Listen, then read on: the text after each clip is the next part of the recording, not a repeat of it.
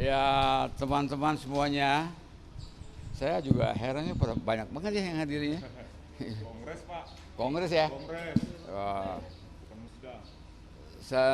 saya pikir ya semua udah tahu ya bahwa kita persiapannya sudah 99% gitu ya. 1% itu adalah range to pembukaan gitu ya. Jadi kalau dihitung sampai sekarang ini peserta sudah pada hadir, dihitung dengan para peninjau yang memiliki hak suara dan memiliki hak bicara. Karena kongres biasanya memiliki hak bicara, yang punya hak suara, yang punya hak bicara dan peninjau. Itu sudah mencapai 1.200 orang sampai hari ini.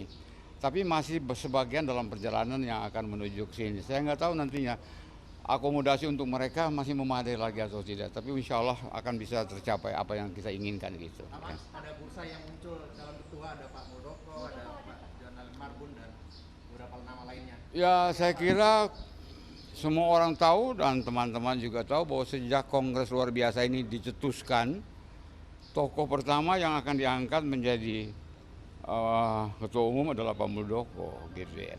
Kalau yang lain-lain silakan karena kita membuka pintu untuk calon ini, kita buka selebar-lebarnya siapapun yang mau, termasuk Ibu Hasnaini, Haja Hasnaini, Ibu Dokter Haja Hasnaini yang ketua Partai Emas, yang biarpun masih dalam proses untuk Kumham tapi beliau aktif gitu ya.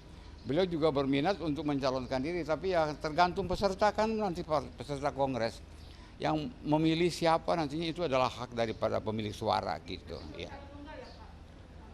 Ya kita tidak akan melakukan calon tunggal. Itu sesuatu yang tidak bagus kalau calon tunggal itu menutup peluang orang lain seperti kongres-kongres yang sudah berlalu kemarin ini. Bukannya direncanakan aklamasi ini untuk Pak Muldoko? Kalau semua menyetujui akan dihitung suara. Suara terbanyak adalah yang akan menjadi pemenang. Bukan soal aklamasi atau tidak. Aklamasi itu akan terjadi ketika tidak ada lagi satu calon pun yang maju. Tapi kami membuka selebar-lebarnya. Ada Pak Marzuki Ali datang sekarang. Dia juga mau berminat untuk menjadi calon.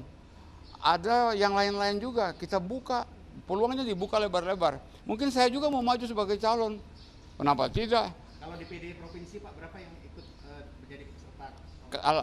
Kalau DPD provinsi itu memang saya nggak terlalu menghafal karena memang itu di bagiannya lain-lain gitu kan. Saya cuma bagiannya adalah berhadapan dengan teman-teman wartawan yang punya kamera dan punya mikrofon gitu aja gitu. Ya, biaya kita sendiri Mbak. Gitu. Pak Muldoko sudah hadir Pak? Ya insya Allah sebentar lagi kali. Pak, ada upaya Pak. Satu-satu kita bertanya satu-satu. Ya, jangan. Yang mana dulu? Pak, ada upaya yang mau dilakukan oleh DPD Demokrat Sumut, Pak. Upaya apa itu? Pembubaran katanya KLB kita. Oh enggak, itu terserah saja kan. Kita masing-masing punya otoritas. Mereka mungkin merasa punya otoritas karena memang mereka ada di daerah sini. Tapi semuanya ini berlangsung sesuai dengan aspek legalitas yang ada. Anda tahu ya, Anda punya anak mau pesta sunatan, ada izinnya. Apalagi kongres luar biasa. Ya Anda tahu sendiri itu, Anda dari Satgas Covid juga datang ke sini kan untuk melihat bagaimana caranya pengaturannya dan lain-lain sebagainya. Kongres selenggarakan oleh kader-kader yang sudah dipecat. Gak ada urusan kader dipecat itu, saya kasih tahu sama Anda sebagai wartawan ya. Memecat seseorang itu prosesnya lama ya. Anda masih ingat Fakhri Hamzah? Dia dipecat sebagai kader anggota dari PKS ketika dia masih duduk sebagai wakil ketua DPR. Berapa tahun dia duduk di situ. Jadi nggak segampang orang bilang pecat. Saya sekarang siap untuk dipecat, tapi nggak bisa ujung-ujung dipecat gitu aja. Emangnya moyangnya yang punya negara ini untuk memecat orang gitu. Siapa yang membuat Partai Demokrat ini? Kita semua yang buat, bukan satu orang yang buat untuk memecat orang gitu. Ya. Berarti yang hadir DPC dan DPD Pak, apakah mereka memiliki suara? DPC, DPD dan kemudian pemilik hak bicara juga dan juga peninjau. Berarti DPC, DPD yang memiliki hak suara Pak ya? Ya. Hak kongres Ya. ya. Itu berapa persen hak suara yang datang kemarin? Kita menghitung sudah di atas 2/3. Dari jumlah suara yang harus ada itu sudah di atas 2/3. Jadi kongres ini kan akan berlangsung sesuai dengan aspek legalitasnya adalah 2/3 dari jumlah suara. Kalau hitung-hitung mau lebih rendah lagi 50% ditambah 1 lah gitu ya. Tapi kita hitung 2/3 lah gitu kan. Sudah memadai dan saya kira tidak ada masalah lagi untuk hal-hal yang krusial gitu. Kalaupun ada orang-orang yang mengatakan mau dibubarkan, silakan saja, kan ada aparat keamanan. Kita berpijak kepada masalah hukum, kita berpijak kepada masalah keamanan, dan semuanya itu ada aspek legalitasnya gitu. Makanya saya bilang tadi ke Anda, orang mau bikin pesta sunatan aja ada izinnya kok, apalagi membuat kongres gitu kan ya. Pembuktian suara sahnya mereka memiliki SK atau gimana Pak? Itu proses ada dalam anggaran dasar anggaran rumah tangga. Saya tidak di bidang itu untuk mengatakan iya atau tidak kepada Anda gitu. Pak, terkait beberapa petinggi partai Demokrat yang menyatakan bahwa kongres ini ilegal, itu gimana? Terserah mereka, itu kan mereka punya mulut, ya kan ya. Kalau mulutnya kita juga sama juga lah. Sekarang kalau orang ngomong apa ya terserah, mau tanggapi atau tidak. Mau dibilang keluarga saya bagus atau tidak, ya saya punya keluarga yang saya harus bina.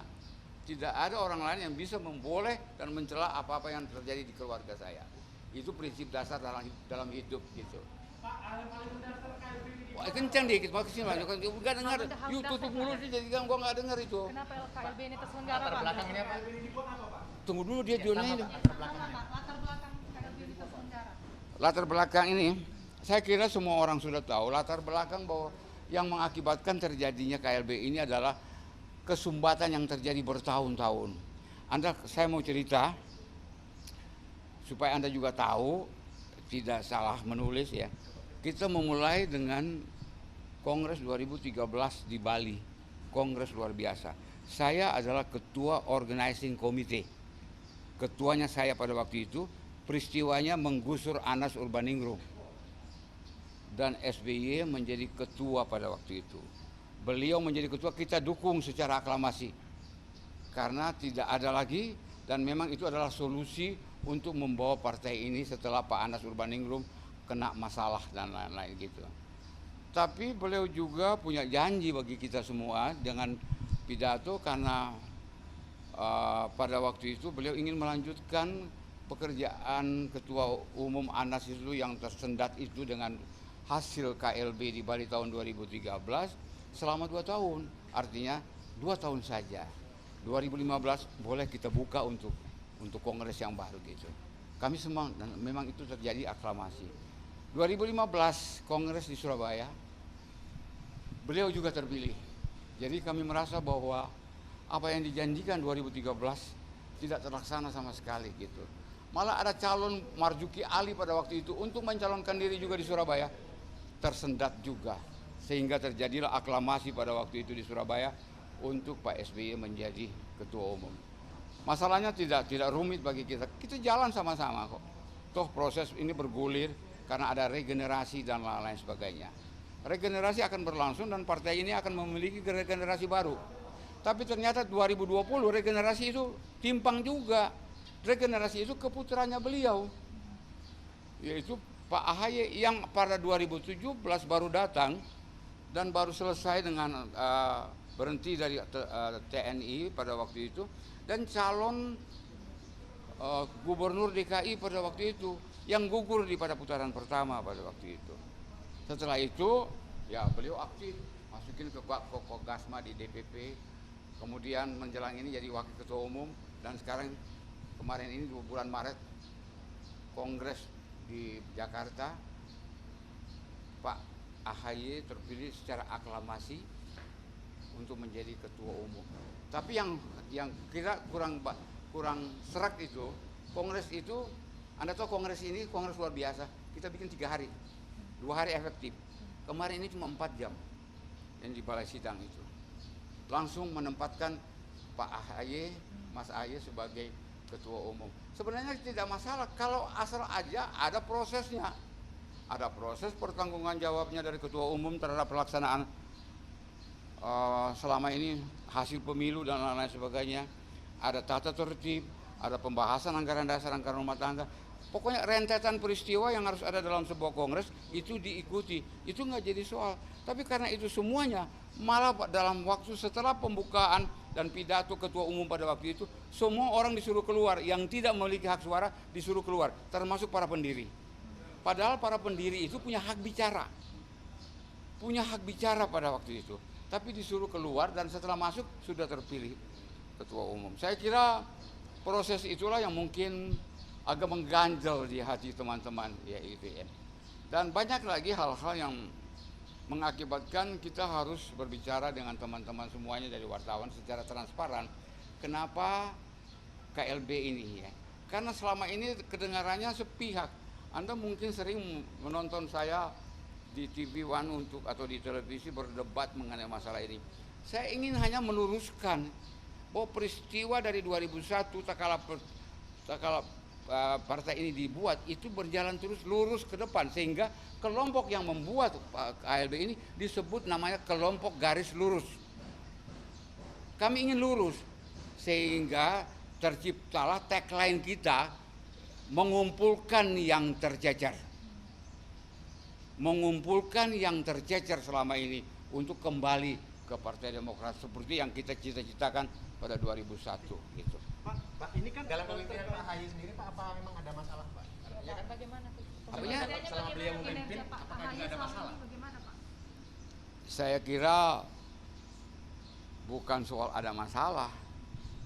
Ya peristiwa demi peristiwa itu berlangsung. Saya pikir teman-teman tahu bahwa kemarin Pak SBY muncul juga di YouTube ya untuk berbicara panjang 39 menit kalau tidak salah pada waktu itu beliau turun tangan untuk menyelesaikan masalah ini. Padahal itu adalah tugasnya seorang ketua umum. Pak SBY udah di majelis tinggi, tugas majelis tinggi itu lain. Saya juga anggota majelis tinggi. Jadi saya ngerti bagaimana cara majelis tinggi itu menyelesaikan sebuah masalah. Sampai ke masalah internal, masalah partai, itu tugas ketua umum. Tapi mungkin Pak AHY berhalangan, tidak bisa Pak SBY turun tangan untuk menyelesaikan masalah itu. Saya pikir wajar-wajar sajalah, ya. Nah, tapi kan bagaimanapun juga ini kan persoalan kepimpinan. Kepimpinan ke depan ini kan kita perlu yang rasional dan memang memiliki prospek yang lebih baik lagi ketika kita menuju 2024 gitu. Pak Muldoko salah satunya ya, Pak ya. Dan saya kira kita perlu yang kuat, yang punya kredibilitas. Orang mau bicara apapun oke, no problem. Tapi kan teman-teman ini nantinya kan maunya siapa gitu. Kalau mau dibilang aklamasi, tetapi itu sudah dibuka duluan gitu ya. Syaratnya memenuhi, Pak ya. Ya? Syarat untuk mencalonkan dan Ya harus memenuhi dong. Kalau tidak memenuhi ya bagaimana semuanya. Begini juga sama dengan KLB ini juga, kalau tidak memenuhi persyaratan jangan bikin KLB kalau nggak memenuhi persyaratan. Harus memenuhi persyaratan KLB ini gitu. Nanti DPC dan DPD yang diisukan akan dipecat Pak jika menghadiri KLB ini, bagaimana tanggapan Bapak? Kami sudah sampaikan kepada semua DPC dan DPD, jangan pernah takut untuk dipecat. Karena dengan KLB ini selesai, kita menganulir semua keputusan yang memecat Anda memecat Anda. Tidak ada pemecatan. Pemecatan itu berlangsung di DPD yang lama. Tapi dengan DPP hasil KLB tidak lagi ada pemecatan. Kami menganulir semuanya, termasuk mereka yang sudah dipecat. Mari kita kembali. Makanya ada tagline, mengumpulkan yang tercecer. Pak, Oke? kehadiran Pak Muldoko ini selalu kemudian dinilai bahwa adanya intervensi pemerintah terhadap KLB. Itu kan orang yang ngomong. Tanya Pak Muldoko. Pak Muldoko Anda intervensi atau tidak? Kalau dia diminta, dia mau ya gimana caranya? Semuanya sambil bicara dikaitkan dengan Pak.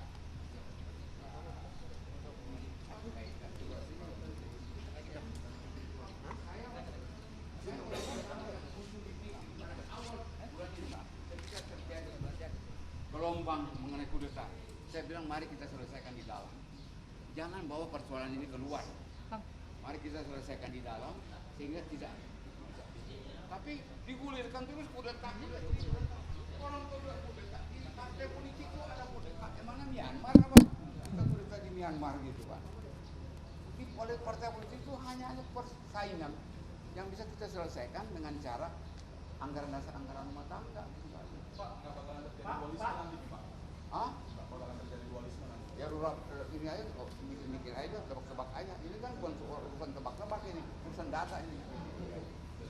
Kalau urusan dualisme itu bagaimanapun juga orang ada suka dan tidak suka. Ya kan? Mungkin ke lembaga hukum suka-suka aja terserah ke lembaga hukum.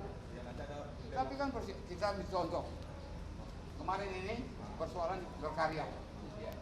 Saling ganjel, muncul dua berkarya, satu Tommy, satu Mufti. Ya.